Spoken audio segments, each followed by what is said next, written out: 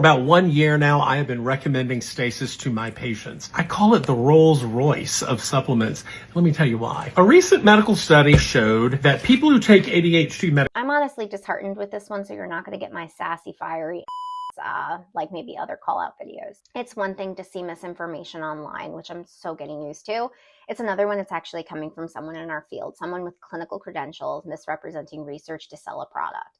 And in this video, Dr. Perry actually claims that a 2021 study showed that stimulant medications raise cortisol by 60%, and that this mimics a stress response, and that it explains why people crash when their meds are wearing off.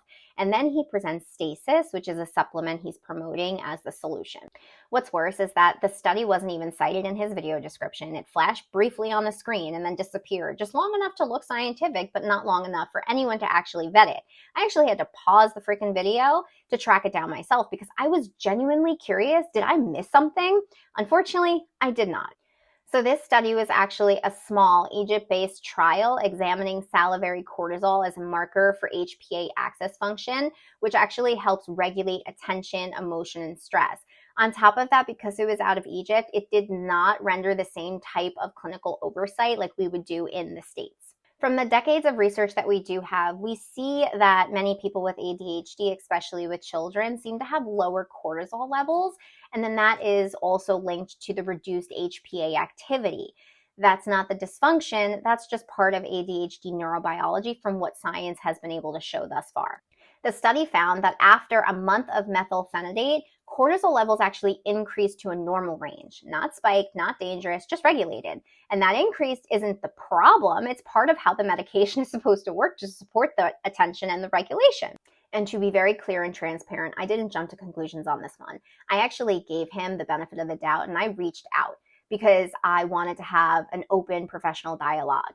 His response, he doubled down. He defended the oversimplifications, brought up unpublished studies, and never actually acknowledged the actual misrepresentation of the cited research, rather defended it. This was not about simplifying for social media purposes in case the general population couldn't understand it.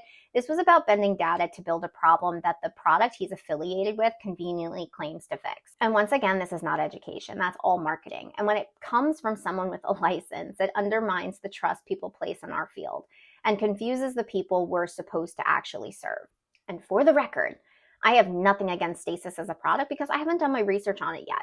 But if you're using peer-reviewed research to sell it, you have a responsibility to cite it accurately, especially when your audience includes people already navigating stigma, confusion, hard decisions about their care. We all need to be doing better because the ADHD community deserves nothing less.